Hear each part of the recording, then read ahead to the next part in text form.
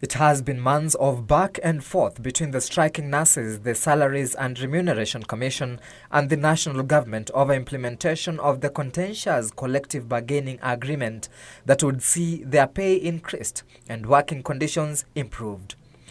Kenya Union of Clinical Officers now threatening to call for a nationwide strike over what it terms as failure by SRC to address their concerns. The SRC report must take our appeal input into consideration and further satisfy the purpose of our appeal, failure to which the clinical officers across the country will resume their strike and a daily demonstration at the SRC offices starting 15th September 2017 without further notice.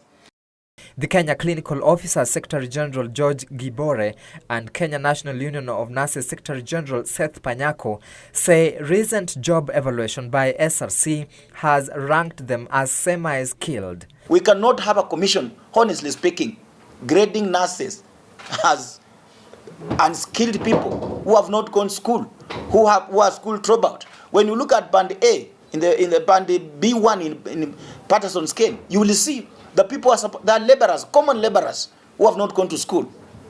That is where he's saying nurses should be.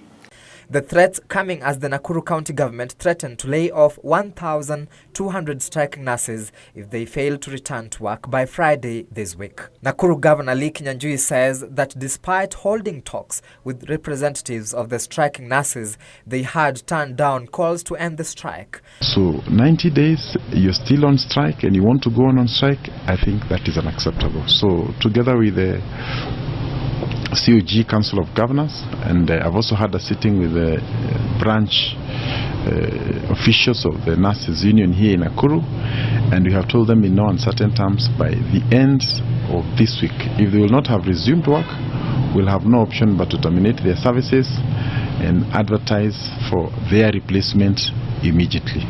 Meanwhile, Baringo Governor Stanley Kiptis has threatened to institute disciplinary action against striking nurses if they fail to resume duties. According to Kiptis, it is unfair for nurses to remain on strike despite the strike being illegal, as hundreds of patients continue to suffer. The industrial court indicated that that strike was illegal, as also as the employers or a county government.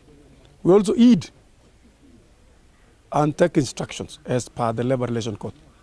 That formed the basis of us asking the nurses to go back to work.